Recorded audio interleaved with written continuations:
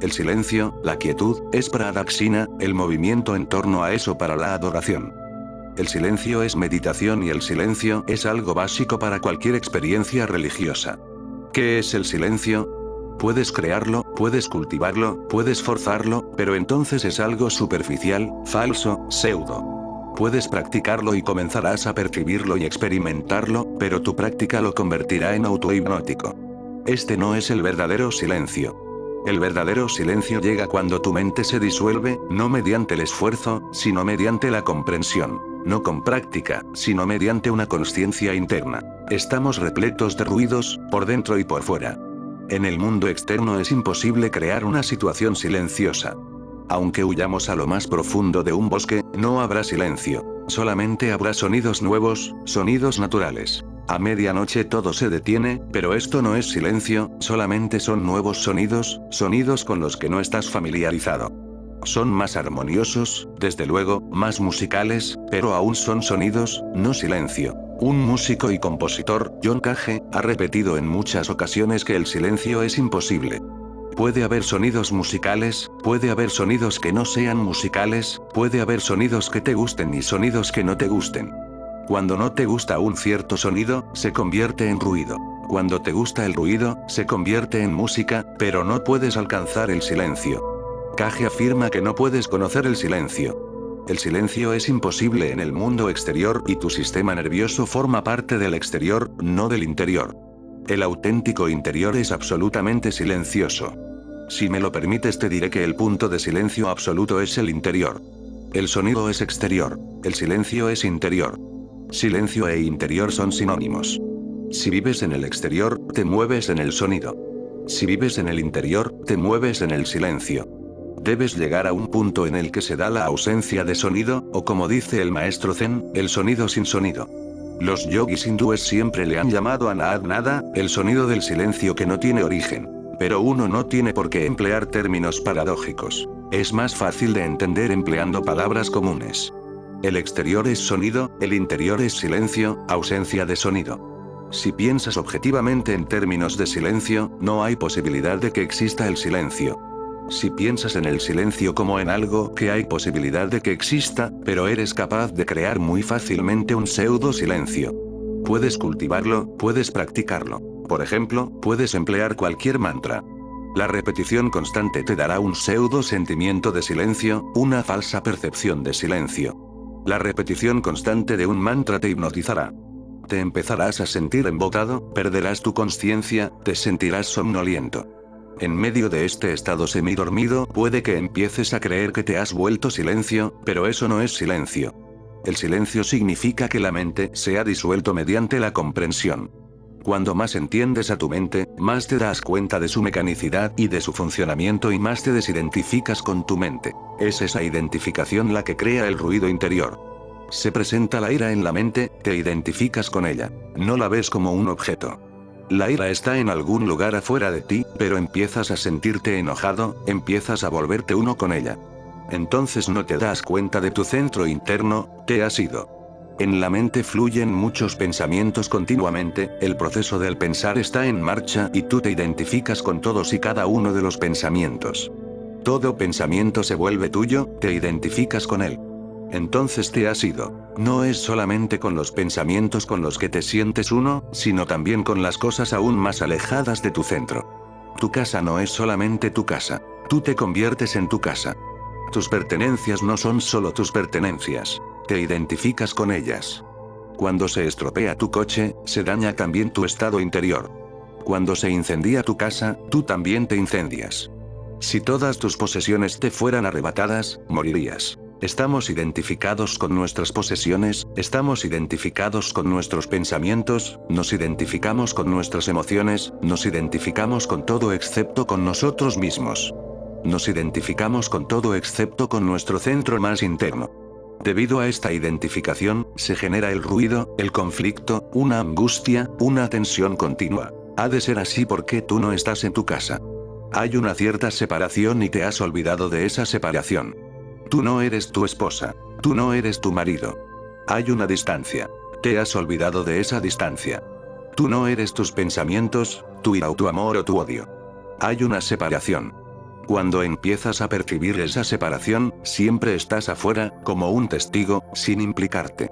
Estás afuera de cualquier cosa con la que no te sientes implicado. Si John Cage, como dice, oye su propio sonido, el sistema nervioso en funcionamiento, la sangre circulando, entonces existen dos cosas. Una es la consciencia, el saber, el conocimiento, el ser consciente.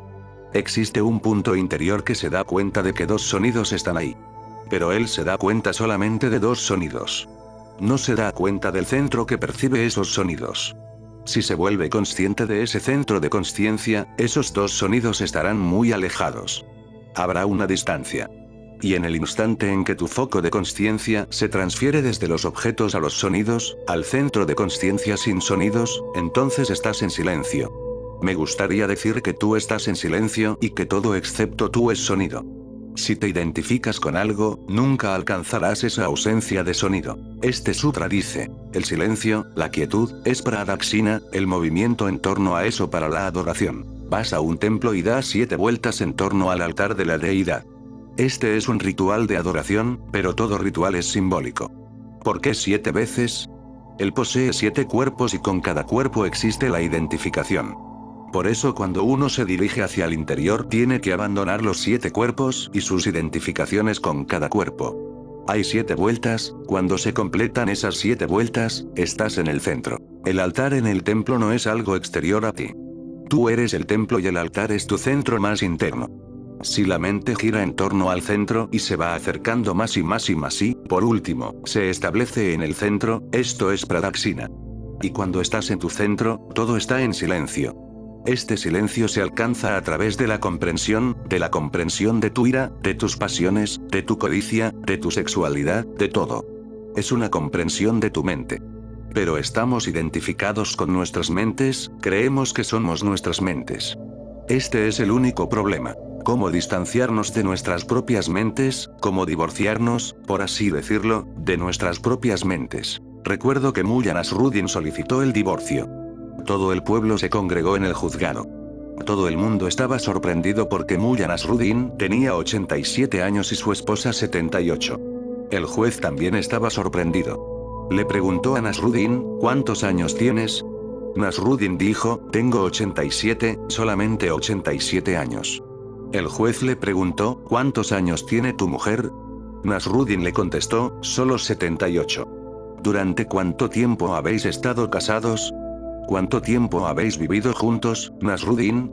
Le preguntó el juez. Perdone, señor, no más de 65. Solamente 65 años. El magistrado le dijo, estoy sorprendido.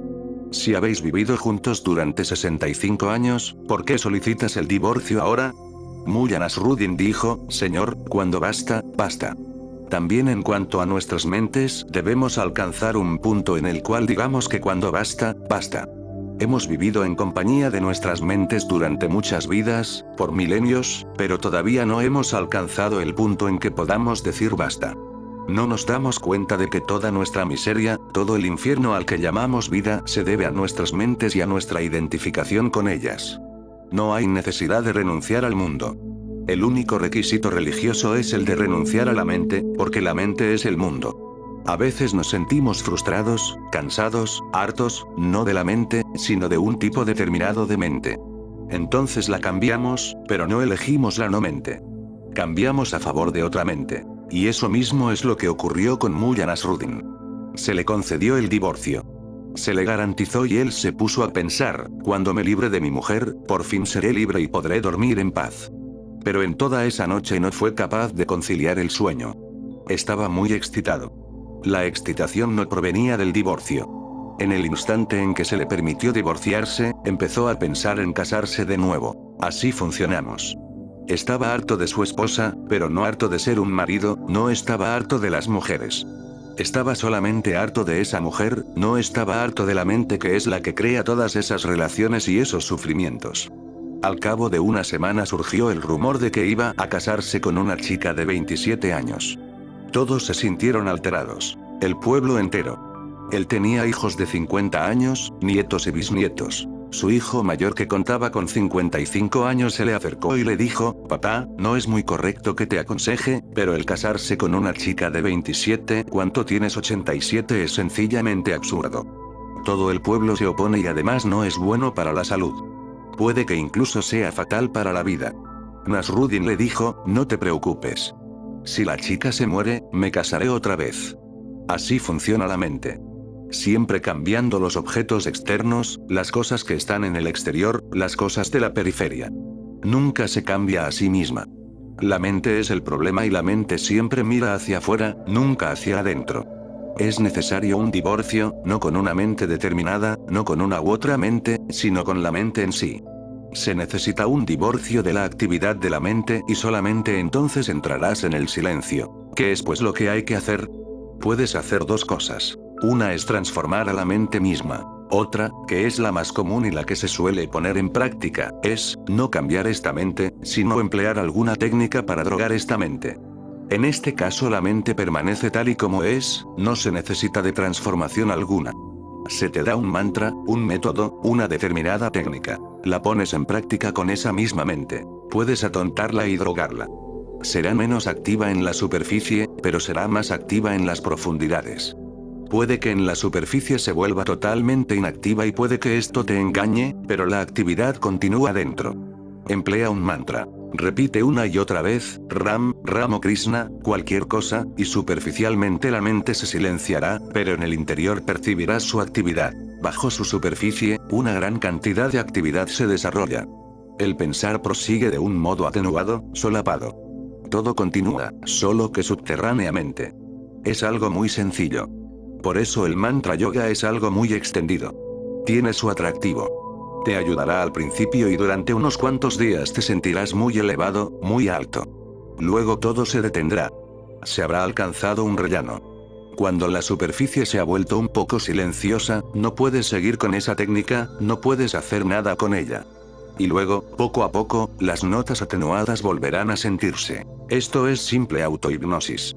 Incluso si piensas, estoy en silencio, cada día me vuelvo más silencioso, empezarás a sentir un cierto tipo de silencio. Pero este sentir es creado por los pensamientos. Deja de pensar y se evaporará. Este es el método de Coe. Piensa repetidamente, continuamente, que estás en silencio, que te estás volviendo más y más silencioso cada día. Sigue repitiéndote eso. La constante repetición te engañará. Empezarás a pensar: desde luego, ahora estoy en silencio.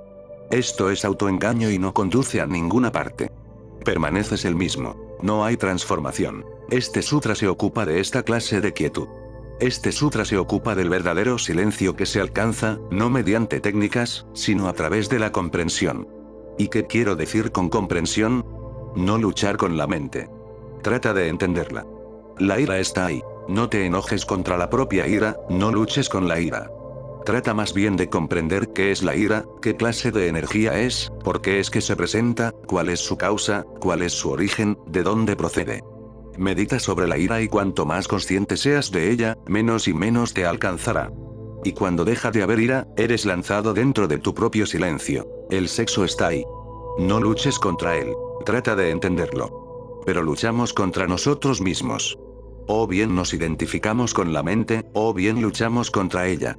En ambos casos, somos los perdedores. Si te identificas, entonces indulges en la ira, en el sexo, en la codicia. Si luchas, creas actitudes contrarias. Creas divisiones internas. Creas polaridades internas. Y tú te sentirás dividido, nadie más lo sentirá, porque la ira es tu ira. Si ahora la combates, tendrás doble ira. Ira más este enojo contra la ira, y te sentirás dividido. Puedes continuar luchando así, pero esta lucha es absurda. Es como si trataras de hacer pelear tu mano derecha contra tu mano izquierda. Puedo seguir luchando. A veces mi mano derecha ganará, a veces mi mano izquierda ganará, pero no habrá victoria. Puedo jugar este juego, pero no habrá ni derrota ni victoria. He oído una historia sobre Suzuki. Estaba de invitado con cierta familia. Suzuki fue un gran pensador. Introdujo el Zen en Occidente y conocía profundamente la meditación. Él estaba con cierta familia y, debido a su presencia, la familia había invitado a muchos, para que lo conociera. Discutieron muchos problemas filosóficos. La charla se prolongó hasta medianoche. Fue una charla larga de 3, 4 o 5 horas.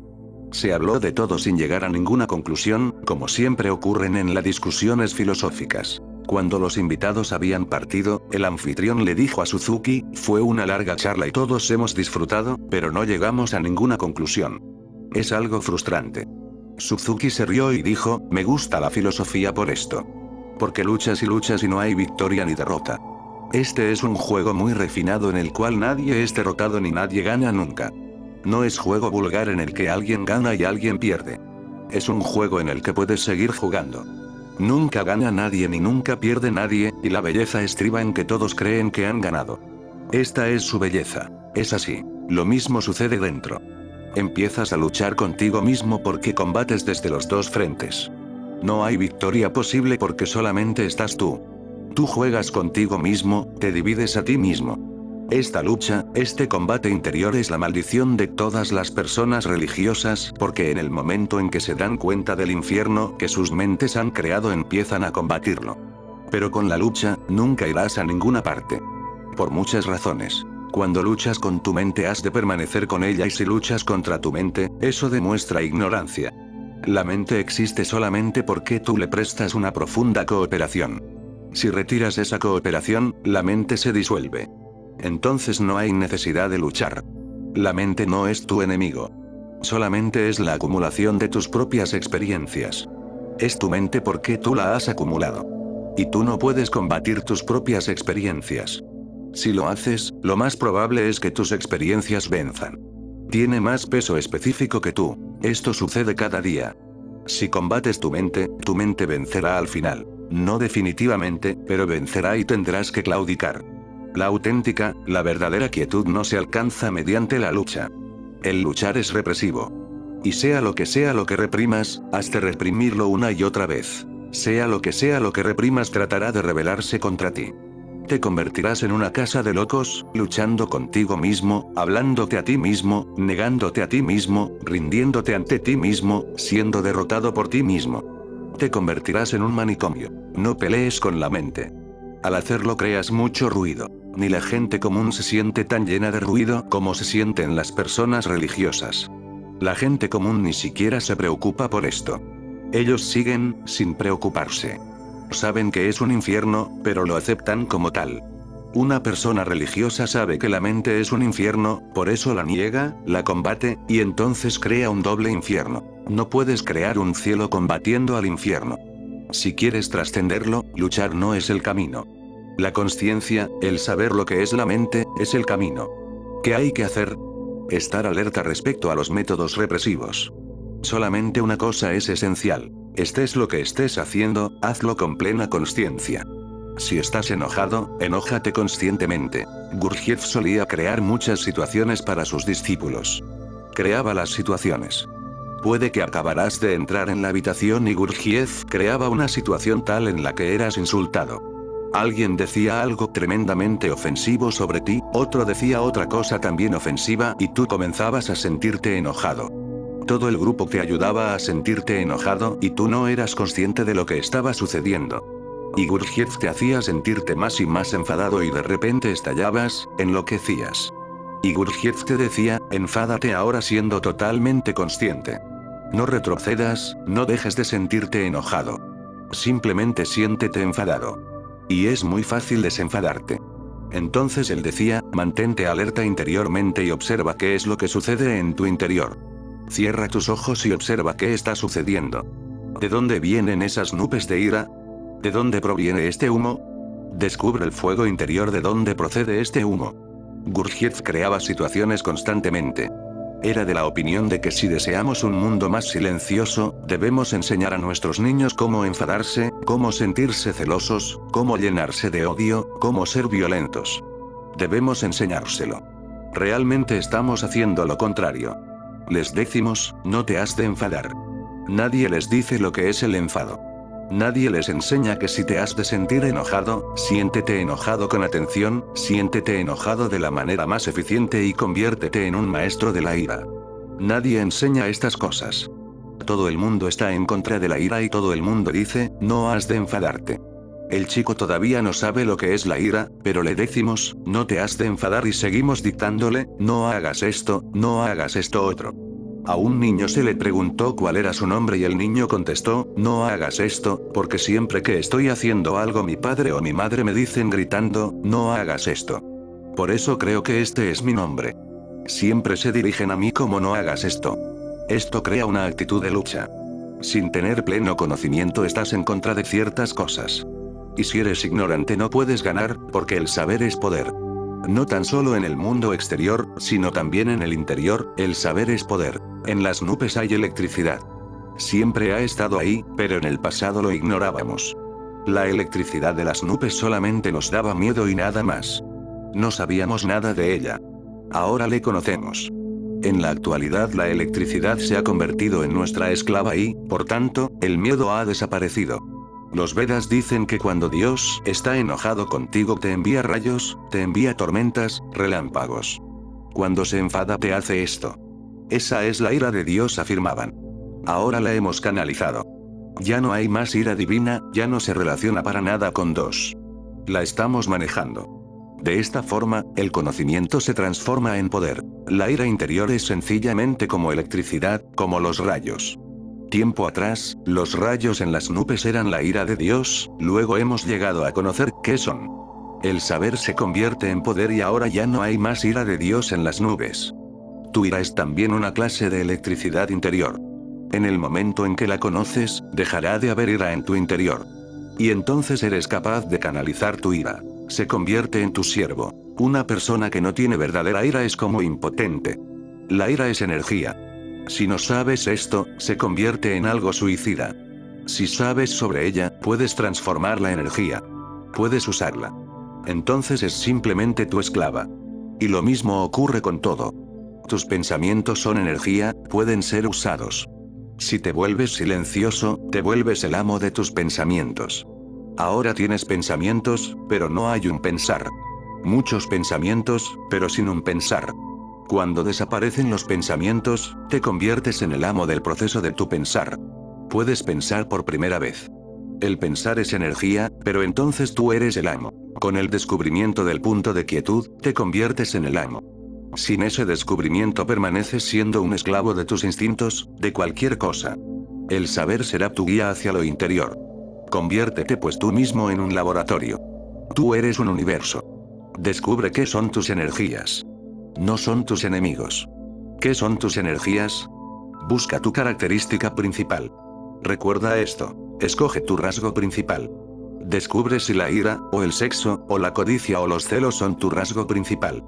¿Cuál es tu rasgo dominante?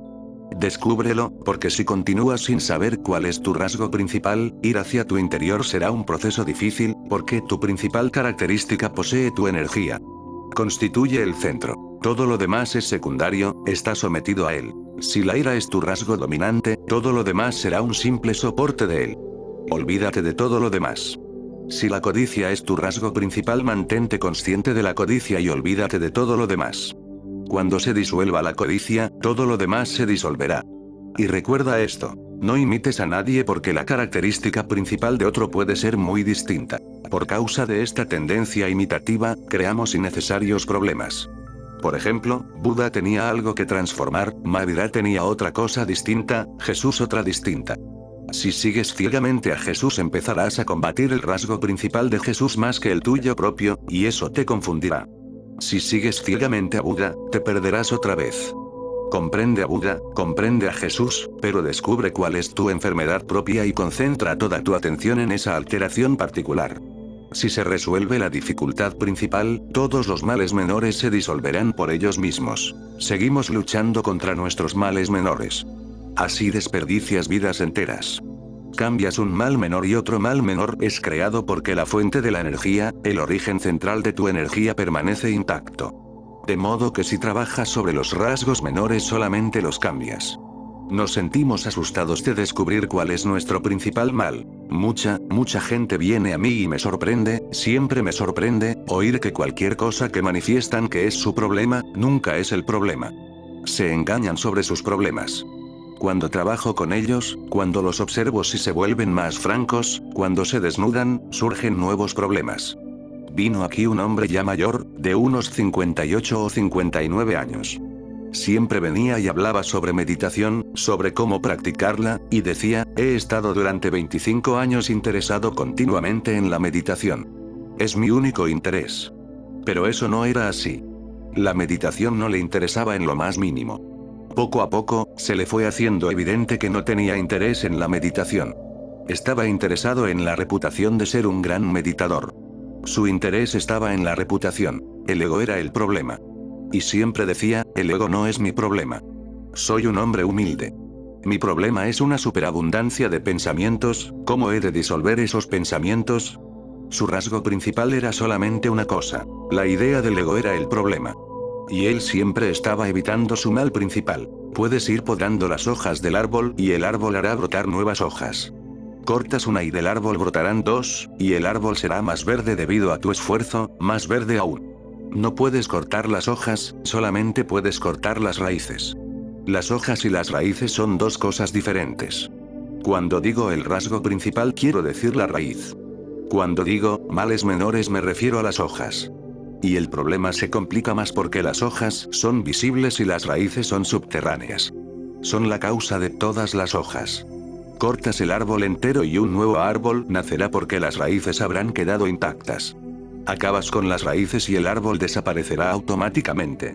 No habrá que preocuparse ya por el árbol, pero las raíces están ocultas. Tu rasgo principal siempre se encontrará bajo tierra. Digas lo que digas que es tu problema, no es así. Puede garantizarse que no es ese. Más bien puede que el caso sea el opuesto porque ocultamos siempre nuestras debilidades interiores.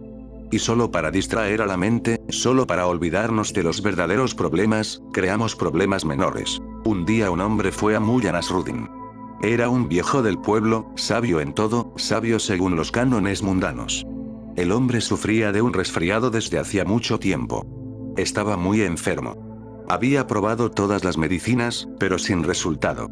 Le preguntó al Mullah si podía aconsejarle qué hacer. Mullah dijo, ve al lago a medianoche. Esa era una noche helada y el lago estaba congelado. Báñate y luego, desnudo, corre alrededor del lago.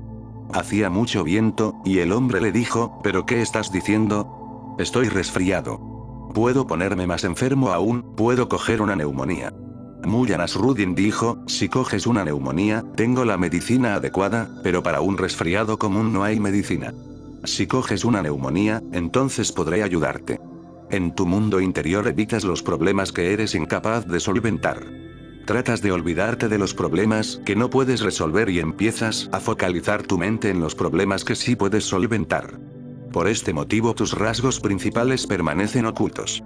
Por último, ni te das cuenta de ellos y continúas luchando con falsos problemas que no son los verdaderos problemas. Esos falsos problemas pueden absorber mucha energía de ti y puedes disipar tus energías, acabar con ellas, y tú seguirás siendo el mismo porque continuarás luchando contra las hojas. Así que lo primero para obtener la quietud interior es descubrir cuál es la raíz de tus problemas, de tus conflictos, de tus tensiones, descubrir cuál es su raíz. No pienses en cómo solucionarlo porque si piensas en cómo solucionarlo te asustarás. No pienses en cómo solucionarlo. Lo primero es simplemente descubrir cuál es la característica fundamental de tu mente, cuál es el centro de tu mente. No pienses en solucionarlo, no pienses en cambiarla, toma nota solamente de cuál es el principal problema de tu mente. No huyas de tu característica principal y no crees falsos problemas. No te servirán de ayuda. Ni aún resolviéndolos, te servirán de nada. Una vez sepas cuál es el rasgo principal de tu mente, mantente consciente de él, de cómo opera, de cómo crea entramados internos, de cómo funciona por dentro y cómo influencia toda tu vida. Sencillamente sé consciente. No pienses todavía en la forma en que puedes cambiarlo porque cuando empiezas a pensar en cómo cambiarlo pierdes la oportunidad de mantenerte consciente. Surge la ira, surge la codicia, surge el sexo. No pienses en cómo cambiarlos, no pienses en trascenderlos. Están ahí. Sé consciente. El trascender no es un resultado, es una consecuencia. La diferencia es sutil. El trascender no es un resultado, es una consecuencia.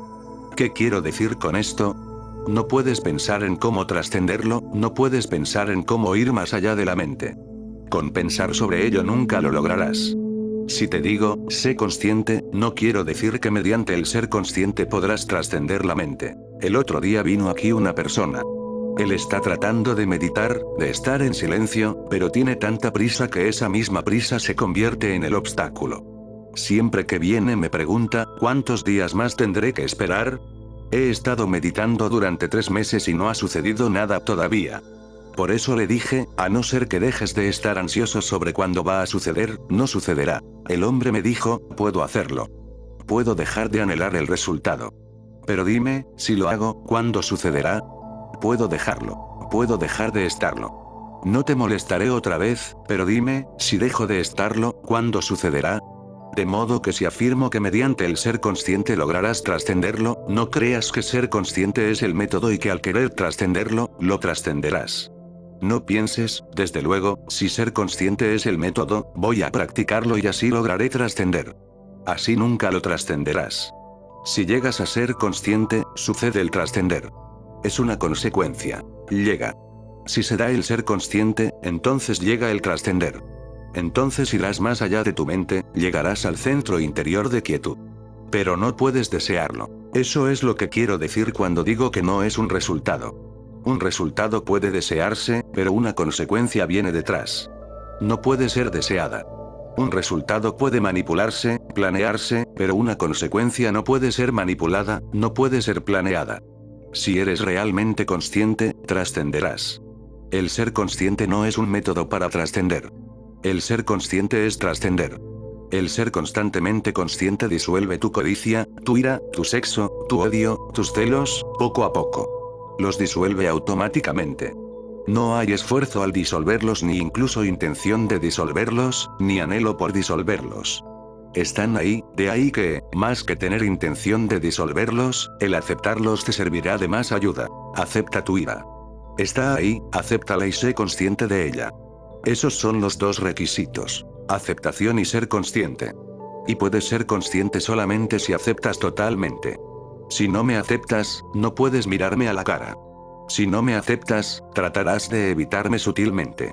Aunque yo esté presente en la sala, mirarás en otra dirección, pensarás en alguna otra cosa. Si rechazas la ira, no puedes permanecer consciente. No puedes encararla directamente. Y cuando uno se enfrenta a la ira cara a cara, se disuelve. Cuando se encara el sexo directamente, la energía es liberada en una nueva dimensión. Encara tu mente y acéptala. Las enseñanzas negativas, las enseñanzas condenatorias, las enseñanzas basadas en el esfuerzo, han creado esto, lo que llamamos nuestro mundo. La Tierra al completo es una casa de locos y todo el mundo está a punto de volverse loco. Los psicólogos afirman actualmente que existen 2 clases de locura. Una, la locura normal. La otra, la locura anormal. La locura anormal quiere decir que ha sido un poco más allá. No hay realmente una diferencia de calidad. Parece ser que la diferencia solamente es cuantitativa, de gradación. Y cuando estás enfadado, en realidad estás temporalmente loco. Has pasado de una locura normal a una locura anormal.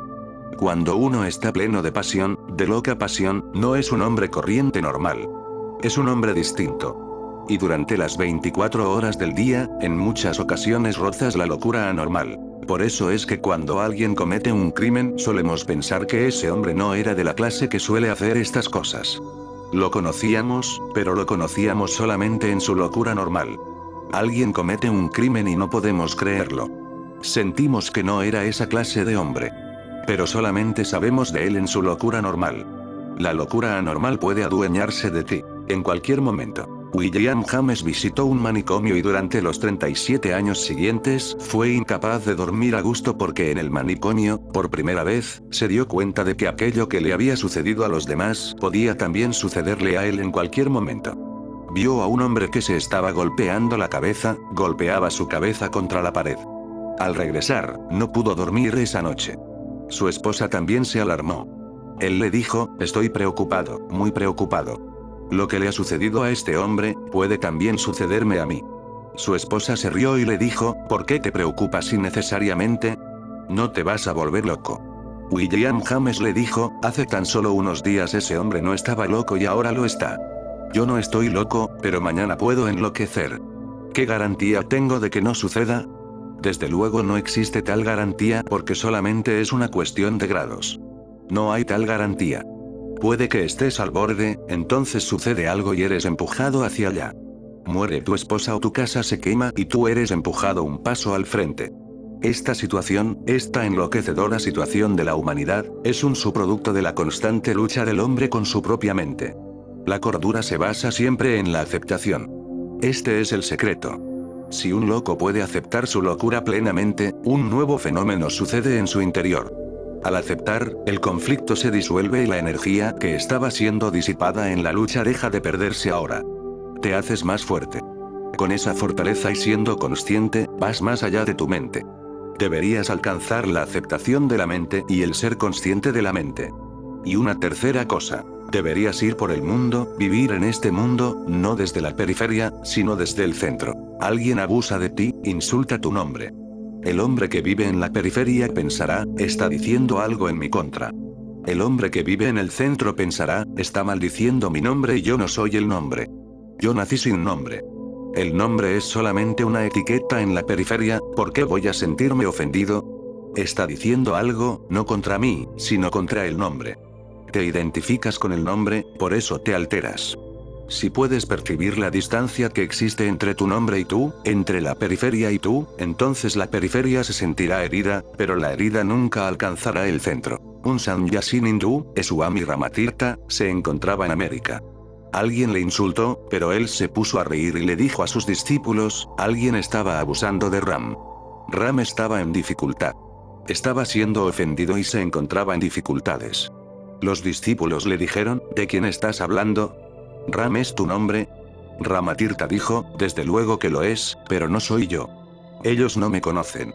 ¿Cómo pueden abusar de mí? Solo conocen mi nombre. Incluso si insultan aquello que estás haciendo, no es a ti, solamente insultan la acción. Si puedes mantener una distancia, y eso no es muy difícil al ser consciente, es la cosa más sencilla, entonces la periferia se sentirá tocada, pero el centro permanecerá sin ser tocado. Si el centro permanece sin ser alcanzado, antes o después llegarás a descubrir el punto de profunda quietud, que, a su vez, no es solamente tu punto, sino el punto, el lugar central de toda la existencia. Estaba leyendo un relato esta misma mañana. Es una de las historias más bellas. Un joven buscador después de un largo y arduo viaje, llegó a la cabaña de su maestro, del maestro que había elegido. Era el atardecer y el maestro estaba barriendo la hojarasca. El buscador saludó al maestro, pero el maestro permaneció en silencio. Le preguntó diferentes cuestiones, pero no obtuvo respuestas.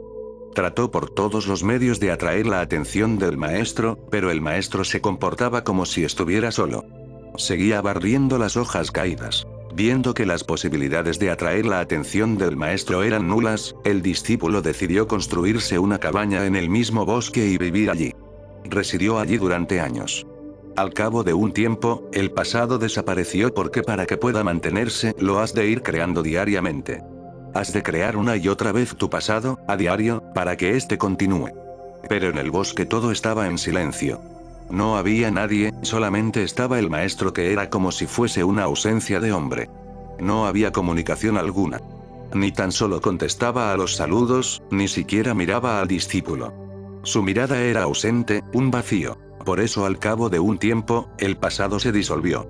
El discípulo siguió allí. Los pensamientos estaban presentes. Luego, poco a poco se fueron ralentizando porque los has de alimentar a diario para que continúen. Si no los alimentas, no pueden subsistir eternamente. Sin nada que hacer, se solía relajar sentándose en silencio, barriendo las hojarascas y se iluminó. Lo dejó todo y corriendo fue a la choza del maestro y entró. El maestro estaba barriendo las hojas caídas.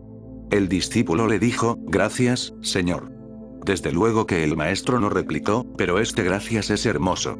Fue al maestro y le dijo, gracias, señor. Solamente con esta carencia de contestaciones por parte del maestro, sin dar ninguna respuesta intelectual, sin tan siquiera mirarle, permaneciendo tan en silencio, solamente con esto, aprendió algo del maestro. Aprendió su silencio, aprendió a vivir en el centro sin preocuparse de la periferia. Alguien se siente codicioso. Es un asunto periférico, déjale que se sienta así. Alguien pregunta algo. Es un tema periférico, déjale que pregunte. El maestro permaneció sin alterarse. Siguió barriendo las hojas caídas. No decía nada, pero indicaba un camino. No dijo nada, pero contestó. Él era la respuesta. Nunca antes el discípulo había conocido un silencio así. Nunca había contemplado una presencia tan ausente. Era como si aquel hombre no estuviera allí, como si aquel hombre fuera una nada, como si no fuera un hombre. Como si fuera una nada, no un hombre. Sin decir nada, el maestro había dicho mucho. Más bien, mostró mucho y el discípulo le siguió. Fue solamente una lección, pero una lección muy secreta. Permanecer en el centro y no alterarse por la periferia. Durante años el discípulo trató de permanecer en el centro sin sentirse alterado por la periferia. Un día, mientras barría las hojas secas, despertó. Habían pasado los años y ahora sentía una tremenda gratitud. Lo dejó todo, corrió hacia el maestro y le dijo, gracias, señor. Simplemente conseguir una respuesta oculta, sucedió. Pero depende de ti. Otro en su lugar se habría sentido humillado, ofendido, habría pensado que ese hombre estaba loco, se habría enfadado. Y así habría perdido una gran oportunidad. Pero él no era negativo. Lo tomó de forma positiva. Comprendió su significado, trató de vivirlo, y aquello sucedió. Fue una consecuencia, no un resultado. Podía haberlo imitado, pero aquello no fue una imitación. Nunca regresó. Se quedó en el mismo bosque, pero nunca regresó hasta que aquello sucedió. Solamente acudió 2 veces. La primera para saludar al maestro, y posteriormente para expresarle su agradecimiento. ¿Qué estuvo haciendo durante todos esos años? Esta es una lección muy simple. Solamente hubo un secreto, pero este fue el fundamental. Trató de no ser alterado por la periferia. Se aceptó a sí mismo. Al no estar preocupado por la periferia, al no sentirse preocupado por la periferia, se mantuvo consciente. Se mantuvo tan consciente que, realmente, esos 20 años fueron como si no hubieran pasado. Y cuando aquello sucedió, cuando el acontecimiento se presentó, corrió como si nada hubiera sucedido en ese intervalo de 20 años. 20 años antes el maestro le había indicado un camino, pero fue como si esos 20 años no hubieran existido. Volvió al maestro para agradecérselo, como si él le hubiera indicado el camino un momento antes. Si el silencio está ahí, el tiempo desaparece. El tiempo es un asunto de la periferia. Si hay silencio, te sientes agradecido a todo, al cielo, a la tierra, al sol, a la luna, a todo. Si hay silencio, en cualquier momento el viejo mundo desaparece. Tu viejo yo deja de existir. El hombre viejo ha muerto y una nueva vida, una nueva energía, nace. Este sutra dice que esto es Pradaksina. Si puedes entrar en el centro de tu ser, este es el silencio, donde no existe el sonido. Solamente entonces has entrado en el templo, has adorado la deidad, la has reverenciado, has cumplido con el ritual. En un templo, podemos seguir cumpliendo el ritual sin tener conciencia siquiera de lo que el ritual quiere decir. Todo ritual es una llave secreta. El ritual en sí es infantil. Si no sabes que una llave es una llave, puedes seguir jugando con ella, pero también puedes acabar tirándola porque al final puede que no le halles el sentido al desconocer qué es lo que puede abrirse con ella y no haber oído sobre la cerradura. Esos son lenguajes secretos. Los rituales son lenguajes secretos. A través de ellos, algo ha sido transmitido. Los libros pueden ser destruidos porque las lenguas mueren. El significado de las palabras cambian continuamente. Por eso siempre que ha habido algún iluminado ha creado ciertos rituales. Son los lenguajes más duraderos. Cuando las escrituras desaparecen, cuando las religiones mueren, cuando los viejos lenguajes no pueden ser entendidos o pueden ser malinterpretados, los rituales continúan. A veces, desaparece una religión entera, pero los rituales continúan. Son trasplantados a las nuevas religiones. Entran en las nuevas religiones sin que nadie se dé cuenta de qué es lo que está sucediendo. Los rituales son un lenguaje permanente y siempre que alguien profundiza en ellos, los secretos son descubiertos. Este Upanishad se ocupa básicamente del ritual de la adoración, y en él toda acción es significativa. En sí parece infantil. Es una tontería ir a un templo y dar vueltas en torno al altar o alrededor de la imagen de la deidad. Parece una estupidez. ¿Qué es o qué consigues con ello? En sí es estúpido porque nos hemos olvidado que la llave es la llave. Su significado estriba en conocer la cerradura. Su significado reside en abrir la cerradura. Esas 7 vueltas en torno al altar se refieren a los 7 cuerpos, y el altar se refiere al centro más interno. Ve dando vueltas en torno a tu centro, sigue profundizando y llega un momento en que todo se detiene. Cuando no hay sonido, has entrado en el silencio, este silencio es divino, este silencio es gozo, este silencio es el objetivo de todas las religiones y este silencio es el propósito de toda vida. Y, a menos que alcances ese silencio, logres lo que logres, no servirá de nada. No tiene sentido. Aunque obtengas el mundo, no sirve de nada. Pero si alcanzas este silencio interior, este centro, aunque pierdas el mundo entero, vale la pena alcanzarlo. Puedes apostarlo todo en ello, aunque lo sacrifiques todo, aunque te lo juegues todo. Cuando alcanzas el silencio interior, hayas pagado lo que hayas pagado, no ha sido nada. Lo que recibes no tiene precio. Lo que has perdido era solamente basura. Pero la basura es, para nosotros, riqueza. Apreciamos en mucho la basura. Y te lo diré otra vez. Si crees que puedes comprarlo con esta basura, nunca serás capaz de llegar al centro. El centro no puede ser un resultado. Si te desprendes de esa basura, lo alcanzas. Esa es una consecuencia. El silencio, la quietud, es pradaksina, el movimiento en torno a eso para la adoración. Alrededor de eso, del centro interno o del centro más íntimo, esto es la periferia. Eso es el centro. Continúa abandonando esto y sigue yendo hacia eso. En eso consiste toda sadhana. Este es el camino.